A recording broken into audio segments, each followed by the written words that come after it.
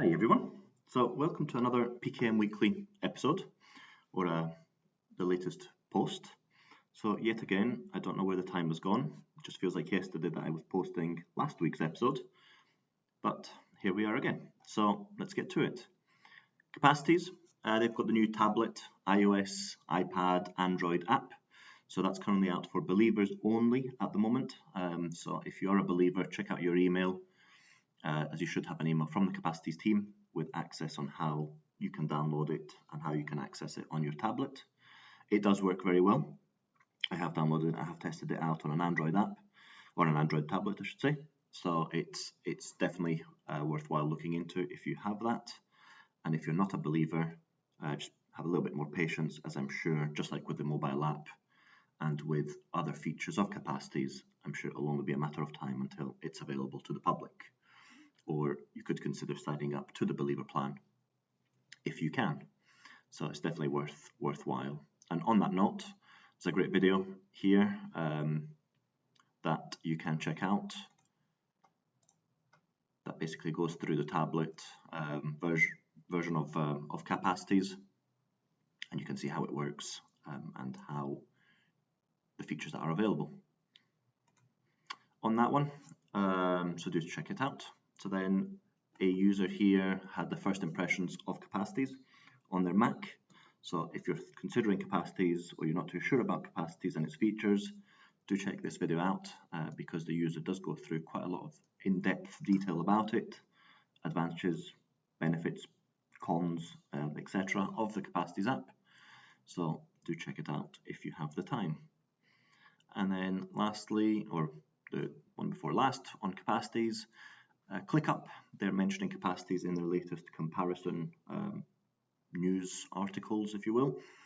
Basically, they look at Capacities versus Notion and which one might fit you best. So obviously this is to drive traffic to the ClickUp website, but it's still useful just to read what the two can do and how they differ. And then Beth on YouTube, on the Capacities channel, posted a couple of videos. One was tags and collections. So really, what's the difference between a tag and a collection, and how you can use both and leverage both based on different types of information that you're trying to organize. Definitely worthwhile looking into, because I was also a bit debating, should I use a tag, should I use a collection? Really, what does it come down to? And she does a great job in explaining that and the nuances between the two and why one would be advantageous against the other for certain types of data or information. And then the other one is objects, dashboards and queries, which basically just goes through and how you can create a dashboard with various different queries to obtain what you're trying to achieve from your data that you've collected in Capacities. So again, do check these out if you want a little bit more in depth on how to organize your data and your information in Capacities. Logseq, a couple of things on Logseq. They've now got a natural language processing system for daily journal notes. So you can see if you do the square brackets, you can get various different types of dates that come up. So these are useful if you're trying to say what I did last week. So it would just create a journal reference to last week, or next year, it would just create a journal reference to next year, so that you can quickly click on that or reference it to next year and start typing. So this does help rather than trying to use the date picker, navigating to the date and doing it that way, or having to type out the date yourself. So well worth looking into. And then the other one was a post by the devs, and it's really about from CLD Walker, who's one of the devs, and they've gone through and just tried to narrate and write up what the differences are or what the functionality is of the DB, the database version in Logseq. This is as of a few days ago, and it gets updated fairly frequently, and it goes into depth of what's what, how you can use it, how it differs to the database version and the MD version. So definitely worthwhile checking out. And then there's also another one with the changes, so the changes between the existing Logseq features and those of the database one. So again, thanks to the Logseq team for putting that together, because it just helps explain and understand the differences and the nuances between the DB version and the MD version. And on the DB version, that's still going under alpha testing or pre-alpha testing, which is currently closed. That's just to limit the number of feedback that the devs are getting, but it is advancing very well. They are adding more and more features to get it to parity with the MD version. So again, a little bit of patience, and I'm sure it will be released in due course. Tana, they have a few things this week, and a couple from Ev. So the release notes, they've made a few changes in and a few improvements in the app itself. A lot of the work is still going on with mobile, and based on the timelines that they'd set, we should be expecting to hear something back either next week or the week after, if not the week after that. I'm just going by the end of September, early October, expected or hoped for release date for the mobile app. So keep a lookout for that. And in the meantime, they've just made some few tweaks and changes and improvements to the app for the users. An article from Ev mentions Tana, but you can take this and use it for any note-taking app that you're using. So why your notes aren't working for you and what you need to do to change. So this is why Ev goes through, she abandoned and talks us through why she abandoned traditional methods and using more, let's say, new ways of organizing notes, backlinks, queries, tags, etc., to basically get a library easier capture and also easier retrieval, which I guess is the end that we want to achieve. We put stuff into our PKM to get stuff out, and this way that Ev talks us through allows her to get what she needs out when she needs it. And another one with Ev, she's got a course coming up, Knowledge Alchemy, starting, it's going to launch in October, so a few weeks from now. Talks us through what she's aiming to teach us, create magics from our notes, build a practice that helps us think deeply, and set up a system that basically allows your notes to be organized and easy to find them when you need them, which is the key. As I just said, you put stuff in, but what you want really is stuff out so that you can make use of the knowledge that you put in. And it sounds like Ev is going to talk us through that. So they open in the 13th of October, the doors, so just check it out, and you can sign up for the waitlist clicking the link here if you're interested.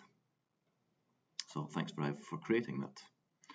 Obsidian, they've been working through a web clipper, so now it's live, not Kive. That obviously needs to change, which I will do before posting this. So basically you can now just use the official web clipper just to save notes directly into your Obsidian, so that you can access the notes and the pages offline.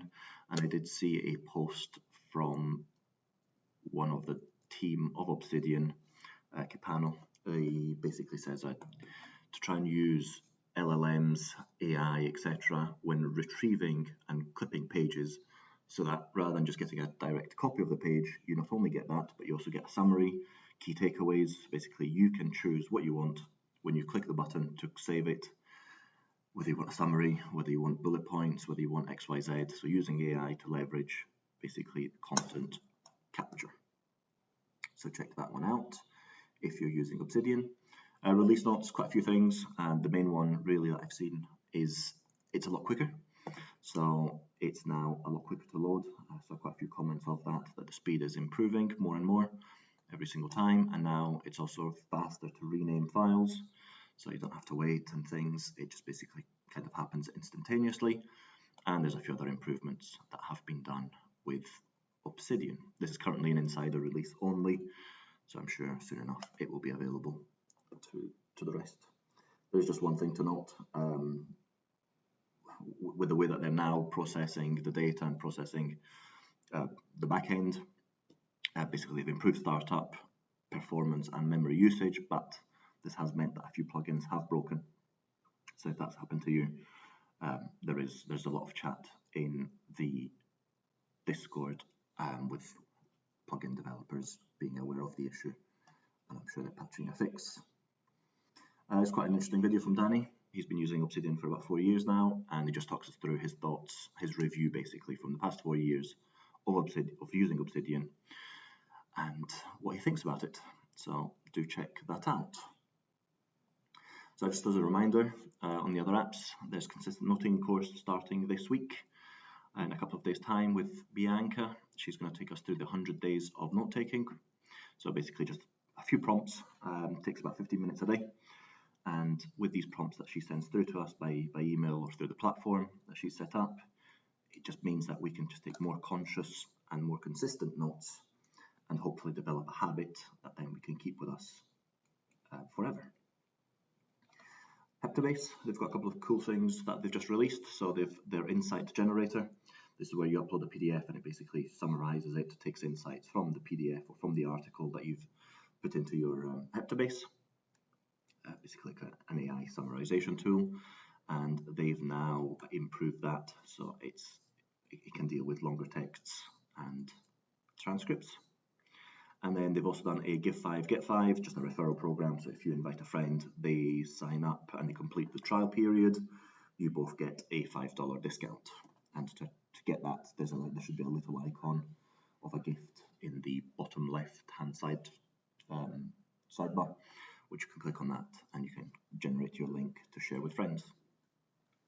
Remnote, this was quite an interesting one. There was a lot of backwards and forwards about how best to study for exams using SRS, using the Remnote exam scheduler feature.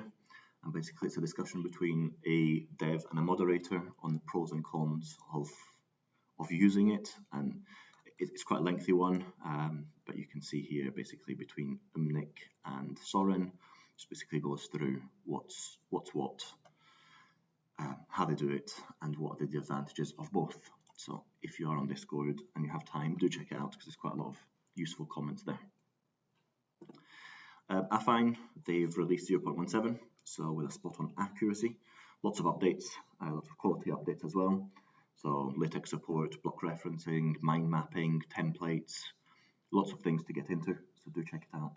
And if you're not an Affine user, do also check it out because it's quite an interesting app with an unlimited canvas and note-taking at the same time. So if you're in debate, do have a look into that, and there's lots of good things planned on the roadmap. And lastly, PKMs with ADHD. So a user on Reddit posted that he's basically got ADHD and it's getting worse, and he's just asking which sort of apps should he, or I should say they are using or should use. And there is a lot of useful comments. There's about 26 comments to date. It was posted about a day ago, and lots of useful stuff to look into. So even if you don't suffer from ADHD or you just want to look into it, do have a look through this Reddit post because there's a lot there that you can take away from the comments and things to improve your own PKM experience. So that's it for this week. I can only thank you again for being here with me, and see you next week. Thanks very much. Bye.